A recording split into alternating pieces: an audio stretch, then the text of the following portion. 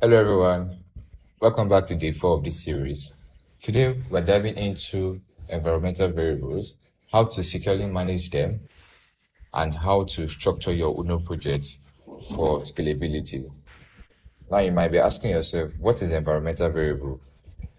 Environmental variables are variables that are stored in your env files, and these variables are not to be shared publicly.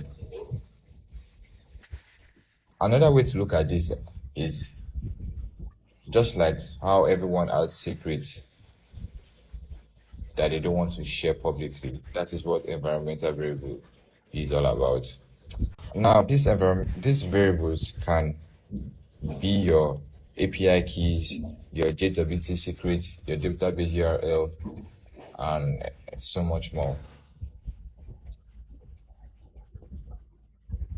For you to have your environmental variable, you need to create this .env file, and this is where you store your environmental variables. As you can see, my JWT, my database name and ports are inside this environmental variable. And one thing you should know is that if you are going to be pushing this into GitHub or any other platform similar to GitHub, make sure you add it to your git ignore file. If not, everyone will have access to your env file, which defeat the whole purpose of having an env file in the first place. Now back to the code. For you to be able to use your env file in your code base, you first of all need to download your .env package. I also downloaded extra packages, .env expand and Zod. I'll tell you the reason why I'm having Zod. Alright, so now that we have that installed already, as you can see, you need to import it and then call it. So for us to verify if this env file has already been the instance of our env file, or if we can call our env file in our code base. So let's see. Now let's go check it. Yeah, port is 2000. Okay, let me also comment this house and we'll call it again. Now port is undefined.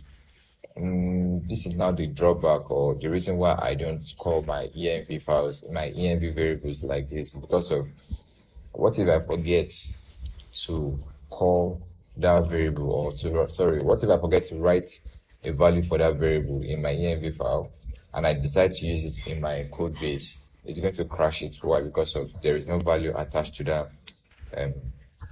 variable. So instead, this is what I do. I create an env.ts and then validate my env, the values in my env or the variables in my env file with Zod. Now that is to ensure that everything that I need for my code base is already provided. If not, it's going to crash. And let me show you what I mean. So I'm going to remove this.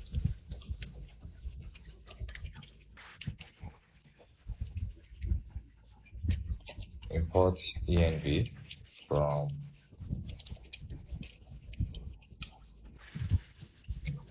okay, as you can see, let me turn this off. As you can see, okay, the reason why I'm saying this, okay, let me quickly fix that.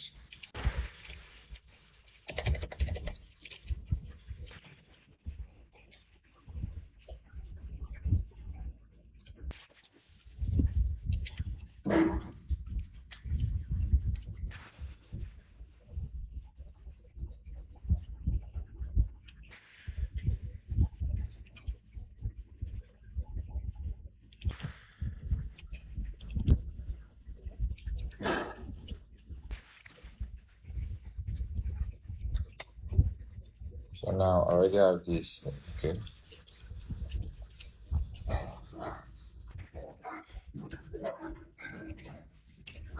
Alright, okay, I figured that already. So now if we try to run, okay, as you can see already, it is saying the error has been written out. Port expected a number but received nothing. And that way, before my project even starts, my server even starts running, I'm already going through my env file to ensure that everything is there. Now, if I go back there, okay, yeah, my env variable that I'm trying to call doesn't exist yet, so I have to call it. Now, if I run the server again, 2000. So that is method 1. And for method 2, this is what you need to do. Hono has already provided us with an env method that we can use to call any value, any variable inside our env file. So to do that, we need to make some changes to this. So let me correct this. Let me call this my env.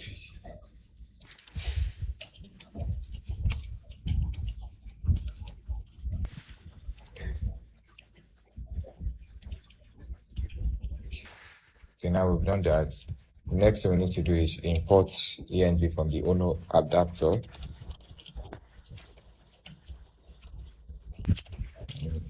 Env from the Hono adapter. All right. Now to be able to use this, we need to use it inside we need to use it inside our handler. And for us to get our handler, let's see. Let me call it app.get/env, then our handler c.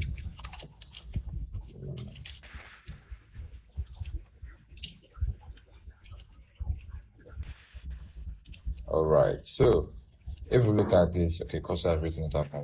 If we look at this, what this is saying is, in our context, there is already this already stored in our context with this value, this. Okay, let me try to remove this first of all. I'm pretending as if I don't know that exists. Now, what this is here, this is not really necessary. This is our runtime, but I will show you how to pick your runtime automatically.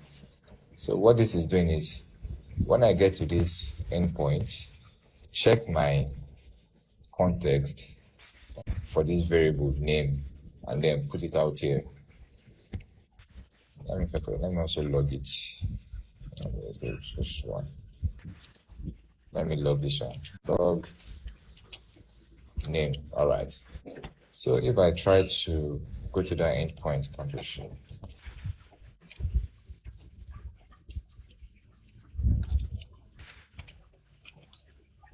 local, I forget it's 2000 now.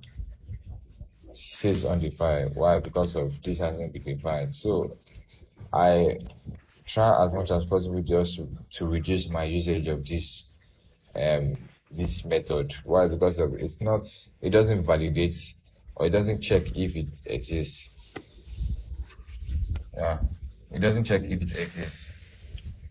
So sometimes if I forget, I tend to break my server. So that's why that's why I'm always picking this method. At least this is going to save me so much hassle debugging. Although setting it up can take your time, but it's worth it. Alright, let me just introduce this one back. Of the server, run it again. Yeah, it can get, as you can see, it gets the value from my variable, from my env. Also, now, I said I'm going to show you how to get your runtime automatically. So, to get your runtime, it's going to be const runtime. You don't need to pass anything here. Okay. Now, if I log it out, my runtime should be born. Okay, let's call it again. Yeah, born is my runtime. If you are using Node is also going to be on a runtime. So for you to see see them born, Dino, Headlight, Fastly, Node, and others with worked. Okay, so that is that for your env. Now, when it comes to structuring your code base, what I do is, I first of all ask myself, the question I ask myself is, how large is my code base going to be? Is it going to be, is the project going to be like small scale, medium scale, or very large one? If it's going to be just small to medium, how I structure it is by just by creating my folders, which is going to be routes, and inside there I'm going to put all my routes, and then services and services. This services folder is going to hold all my services file, and my services file are what I just use for my business logic. This is going to be the route IPO. This one is going to be here. Then if I have middleware, I create a folder for middleware. If I have utilities, I create a folder utils. If I have handlers, like if I decide to move this one to a different file, I'll call it handlers and put them there. Now that's fine if your project is going to be small, but as the project begins to grow, it gets out of hand managing, because of you need to go from one place to another looking for maybe a function, a method, or a class. So for me how I try to control that mess is by creating a system. I do call it system. Some people call it features. So all I just need to do is create a folder, name the folder. Let's say I'm trying to create an authentication feature. All I do is call it auth, and there everything that has to do with authentication goes inside that folder. So I'm still going to have my services, my utils, my routes, my handler, my middleware, but everything is going to be inside this folder. Same thing as, let's say I want to create a user feature where the user can see his profile, can update his profile, can do other things, the middleware for a user. Then I create a user folder, put everything there. Same thing goes for global utilities. Let's say that there is a utility that works for every system, my auth system, my user system, my notification system. All I do is create a global folder. I can call it utils. That one, or I can put it inside a folder called common, meaning that it's used everywhere. Then I import the function, the method, or the class into whatever file I need to put it into. Alright, so that is it for today's video.